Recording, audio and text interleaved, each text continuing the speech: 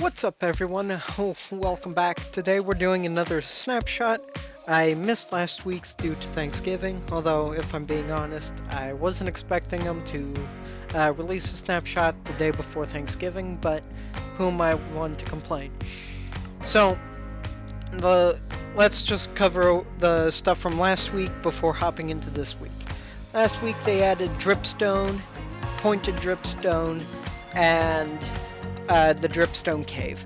But you can only get the Dripstone Cave if you come into the world selection, click on more world options, go to single biome, caves, floating islands, and then click customize and come all the way down here till you see Dripstone Cave. And then click create new world. And that is how you will get your Dripstone Cave. Now, on to this week's stuff.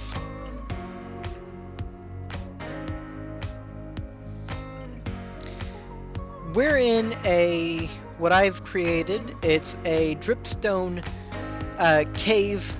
cave generation, so nether generation with dripstone. And so let's take a look over here at what we'd actually find in world. So as you can see here, we've got this new block and then this new block. So this is dripstone, and then this is pointed dripstone. Now, pointed dripstone is the stuff that will actually do damage to you. As you can see, if we place this here, and as you can see, it can be placed on any block, but as soon as block's removed, it falls. And actually, that's an easy way of mining it. And if we were to, say, remove the block it's on, it also breaks. So not too much to go off of there. Just some mechanics of it. Now, they did update a few things to items. One being the spyglass. Instead of having a flat sprite, it now has a 3D sprite, as you can see in the number 1 slot. Still has a very nice polished square look to it. I very much approve of it. Now, if we were to change perspectives, it now fits up more or better with the player's eye. Now, this isn't going to be for everyone, as some people have their eyes higher or lower, or no eyes at all. So it might just end up looking weird. For me, however, I used the default Steve's eye position, which is what they're basing their models off of. And interestingly enough, it does not zoom in while you're in a different perspective. It just looks really, really cool.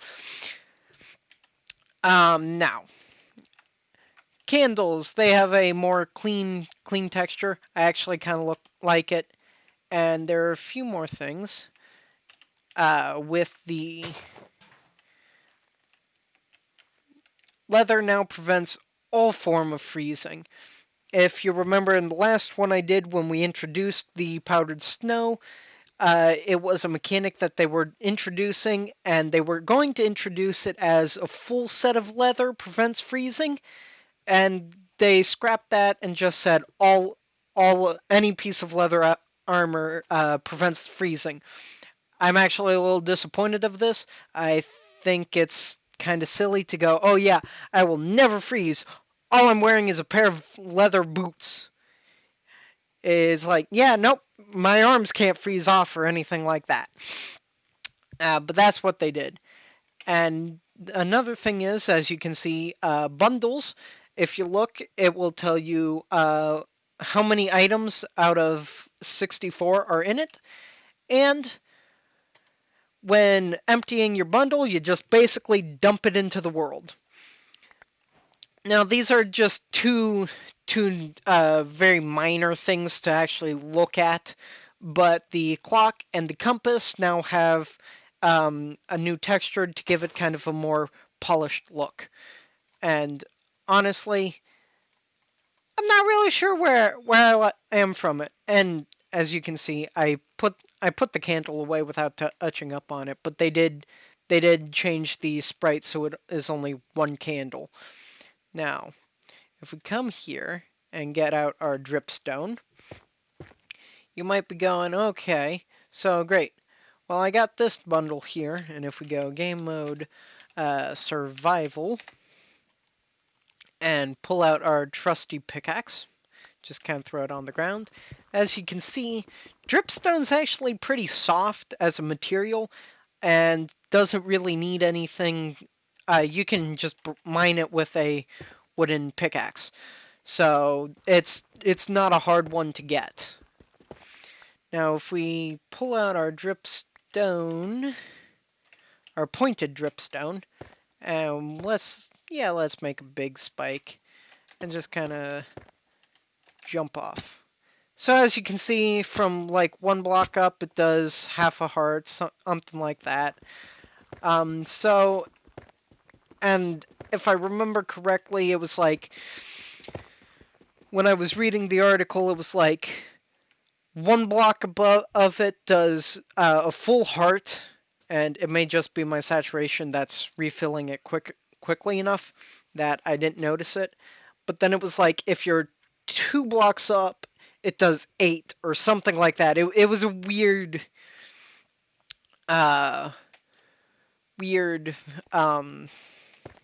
what's the word I'm thinking of? Multiplication, ratio, something like that. So now if we come up here, you can see I've got this lava. Where'd my lava bucket go? Oh, here it is.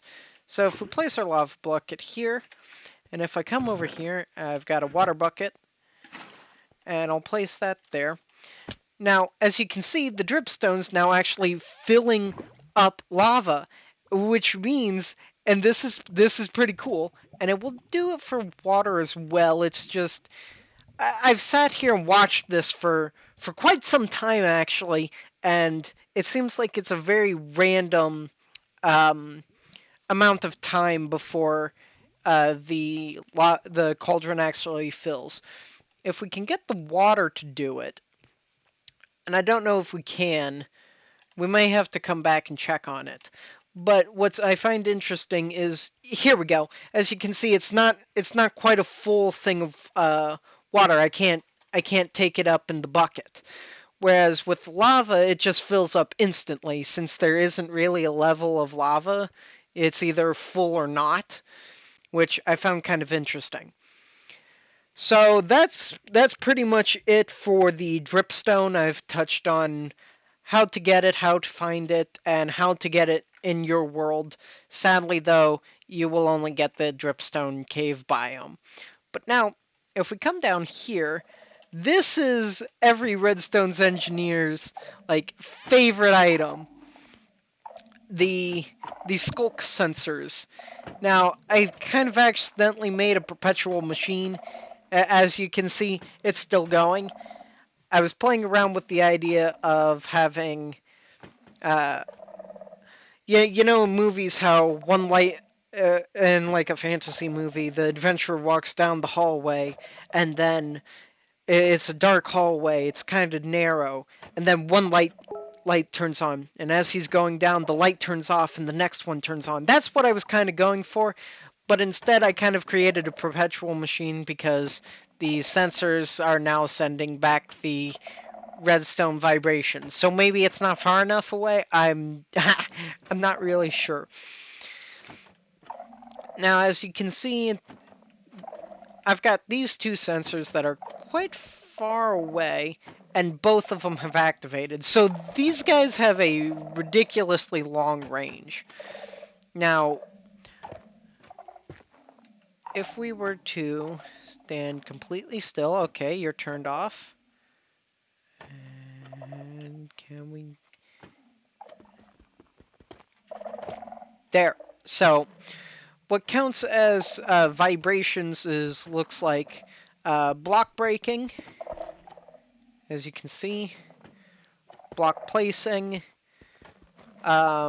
movement, now, dumping buckets, dropping items. Let's confirm that. Yep, dropping items. And if I had a snowball, projectiles as well. So it's been a very short couple of snapshots recently. Not a lot has been actually added. Some things have been updated, which has mostly been the majority um, of the list, but they are getting there with such a big amount of biomes to add. And I find this interesting. When they did add the biomes, it has to be in the buffet, which means they're probably working on changing the world height or depth limit, because with the world we have now, the caves, the depth's not going to cut it. We're just going to have a big empty hole instead of an actual cave. So if the world limit was increased, we'd actually be able to have an actual cavern. So that's probably why you can only get it in buffet, but I'm not entirely. Well, let me rephrase that. Single biome. It was called buffet, and interestingly enough, if you were to look at this on the wiki, it would say you could only get it through buffet. But when they say buffet, they mean single biomes. So, like I said earlier, uh, single biome, cave, or floating islands, and that's how you will get your dripstone biome. But with that being said, on a side note, I actually kind of like the look of the dripstone uh, cave, so the Nether generation with night vision on. It actually looks really, really cool, kind of fantasy-like. Although it wouldn't be fit for a single-player survival as there are no trees. So, with that out of the way, I'm actually looking forward to this next update. It's, as you can see there, I'm getting so sidetracked, but it's sensing me from like right here. So it goes around blocks. It's a very powerful sensor. But anyways, like I was saying, with that out of the way, this is the end of the snapshot. I hope you enjoyed. I plan on getting next week's out as well. I'm not really big on redstone, but I'm still trying to learn as I really want to be able to use the uh, Sculk sensors. But anyways, if you enjoyed, consider subscribing so you can catch the next advancement. Blah, blah, blah, blah, blah, blah. This is an advancement hunter. The next snapshot. And go check out Advancement Hunter. It is an amazing series. We've just recently raided another fortress, so go check that out. I'll see you in the next episode.